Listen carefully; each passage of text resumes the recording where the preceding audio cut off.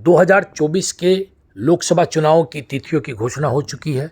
46 दिन तक चलने वाले इस पूरे चुनावी महापर्व का परिणाम जो है 4 जून को आएगा। उसके पहले जो मुद्दे छाए हैं इस चुनाव में, उसमें इलेक्टोरल बॉन्ड का मुद्दा प्रमुखता से है और ऐसा माना जा रहा है कि चुनावी फंड के नाम पर आज़ादी के बाद से अगर देश को अंधेरे में रखकर सबसे बड़ा घोटाला कोई है तो इलेक्टोरल बॉन्ड का है।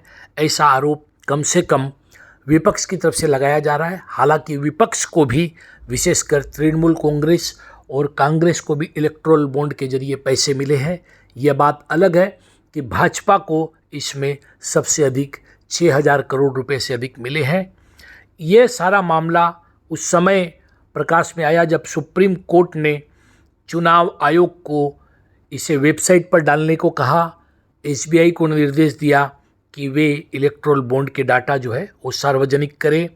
सुप्रीम कोर्ट रजिस्ट्री ने 16 मार्च को इलेक्टोरल बॉन्ड का डाटा चुनाव आयोग को वापस लौटा दिया। चुनाव आयोग ने कहा कि वेबसाइट पर अपलोड करने के लिए उसके पास डाटा की कॉपी नहीं है। अपलोड करने के लिए जब डाटा की कॉपी नहीं है तो 15 मार्च को आयोग की याचिका पर सुनवाई हुई थी। चीफ जस्टिस डीवाई चंद्रचूड़ की अध्यक्षता वाली 5 जजों की संवैधानिक बेंच ने रजिस्ट्री को शनिवार शाम 5 बजे तक डेटा डिजिटलाइजेशन करने के बाद वापस लौटाने को कहा। आयोग ने 17 मार्च शाम 5 बजे तक अपनी वेबसाइट पर डाटा अपलोड करने का निर्देश दिया। सुप्रीम कोर्ट को ये डाटा 2019 और 2023 में दिया गया था। इलेक्टोरल बॉन्ड की वैधता पर सुनवाई के दौरान कोर्ट ने 2023 में सितंबर तक राजनीतिक पार्टियों को मिले चंदे की जानकारी मांगी थी। इससे पहले कोर्ट ने 2019 में भी फंड से जुड़ी जानकारी मांगी थी। हालांकि अब तक ये स्पष्ट नहीं है कि ये डेटा 14 मार्च को चुनाव आयोग की वेबसाइट पर अपलोड किए डॉक्यूमेंट से कितना अलग है। आयोग ने 14 मार्च को अपनी वेबसाइट पर 763 पेजों की 2 लिस्ट अपलोड की थी। एक लिस्ट में बॉन्ड खरीदने वालों की जानकारी है, दूसरे में राजनीतिक दलों को मिले बॉन्ड की डिटेल है। सुप्रीम कोर्ट के निर्देश पर स्टेट बैंक ऑफ इंडिया ने चुनाव आयोग को बॉन्ड से जुड़ी जानकारी दी थी। एसबीआई ने इसमें यूनिक अल्फा न्यूमेरिक नंबर्स का खुलासा नहीं किया है। इससे यह पता नहीं चल सका है कि किसने कितना चंदा दिया। इसे लेकर कोर्ट ने शुक्रवार 15 मार्च को एसबीआई को नोटिस जारी किया और 18 मार्च तक जवाब मांगा। 97% जो इलेक्टोरल बॉन्ड है वो कॉरपोरेट घरानों ने खरीदा है, 3% इंडिविजुअल लोगों ने खरीदा है। अब तक जो है इलेक्टोरल बॉन्ड की जानकारी देने से जुड़े केस में सीबीआई की याचिका पर 11 मार्च को सुप्रीम कोर्ट में सुनवाई की गई थी। एसबीआई ने कोर्ट से कहा था कि बॉन्ड से जुड़ी जानकारी देने में उन्हें कोई दिक्कत नहीं है, लेकिन इसके लिए कुछ समय चाहिए। इस पर डीवाई चंद्रचूड़ ने 15 फरवरी से अब तक 26 दिनों में जो कुछ हुआ उसके ऊपर जानकारी मांगी और इस प्रकार ये मामला जो है वो आगे बढ़ा। इसके बाद चुनावी बॉन्ड स्कीम एक्चुअली क्या है इसको जानना बहुत ज़रूरी है, जिसको लेकर आज भी लोगों में अंधेरा है। लोग सोचते हैं कि ये पॉलिटिकल पार्टी को मिलने वाला चंदा है। जैसे अमित शाह भी इसे बहुत ही हल्का कर बताने की कोशिश कर रहे हैं।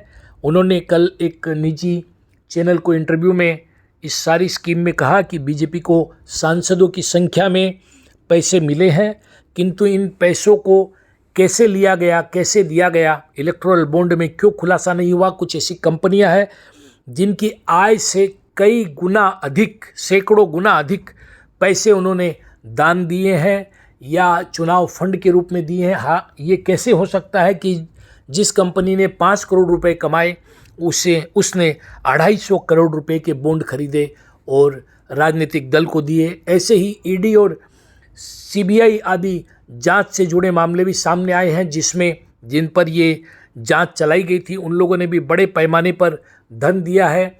कुछ ऐसी कंपनियां हैं जिनको बड़े बड़े ठेके मिले, उन्होंने भी धन दिया है। आखिर ये कोई पॉलिटिकल क्विड प्रो को या पॉलिटिकल ट्रांजैक्शन या पॉलिटिकल लेन देन है क्या, या यह एक भ्रष्टाचार का अलग तरीका है क्या चुनावी बॉन्ड?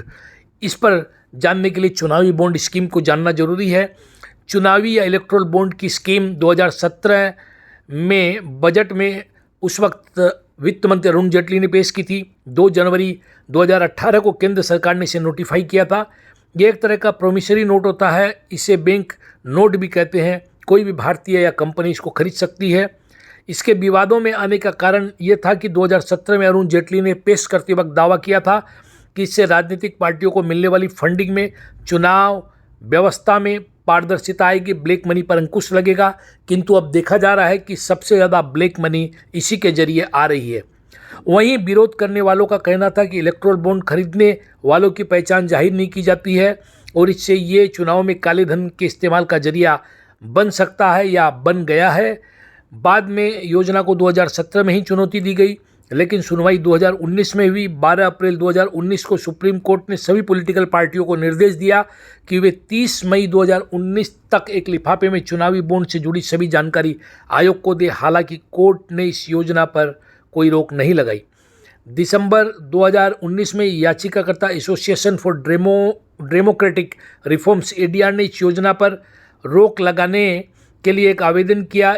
इसमें मीडिया रिपोर्ट्स के हवाले से बताया गया कि किस तरह चुनावी बॉन्ड योजना चुनाव आयोग और रिजर्व बैंक की चिंताओं को जो है इसको लेकर रिजर्व बैंक और चुनाव या आयोग की जो योजनाएं हैं या जो चिंताएं हैं उनको दरकिनार किया गया है।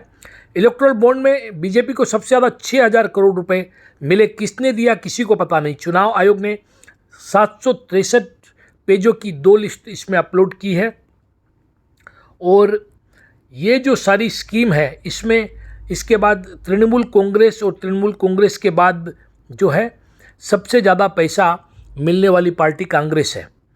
और यहाँ पर एक बहुत बड़ा खुलासा ये भी है कि सबसे ज़्यादा चंदा देने वाले सेंटियागो मार्टिन जो है उनके बेटे ने दिया और उनके बेटे जो है ये जो सेंटियागो मार्टिन ये भाजपा के सदस्य है।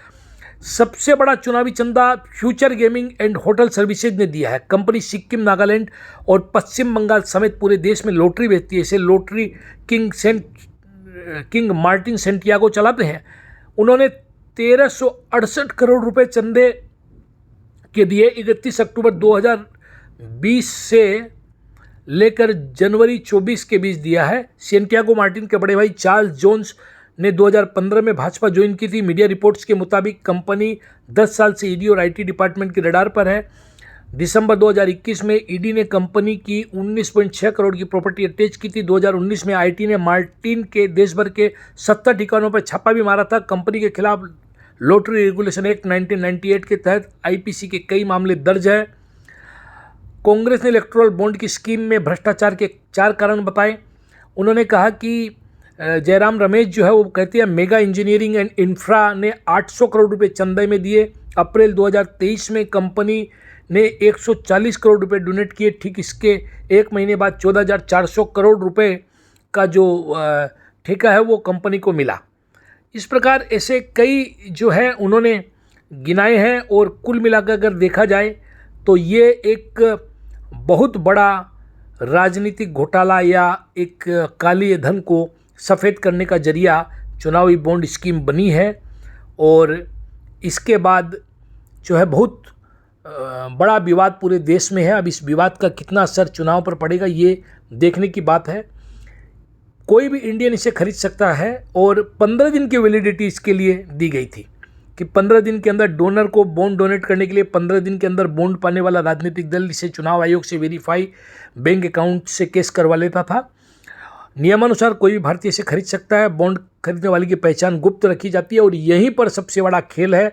ये जो गुप्त रखी जाती है इससे वो काला धन देता है। यही कारण है कि 5 करोड़ की कंपनी 250 करोड़ रुपए जो है वो सेल कंपनी बनाकर दान कर देती है। तो ये एक बहुत बड़े घोटाले के रूप में सामने आया है जिसने मोदी सरकार के जीरो टॉलरेंस की बात को भी कहीं ना कहीं जो है ये प्रश्न चिन्ह लगा दिया उस पर। तो देखते रहिए नॉर्थ ईस्ट तक। सब्सक्राइब करना न भूलें।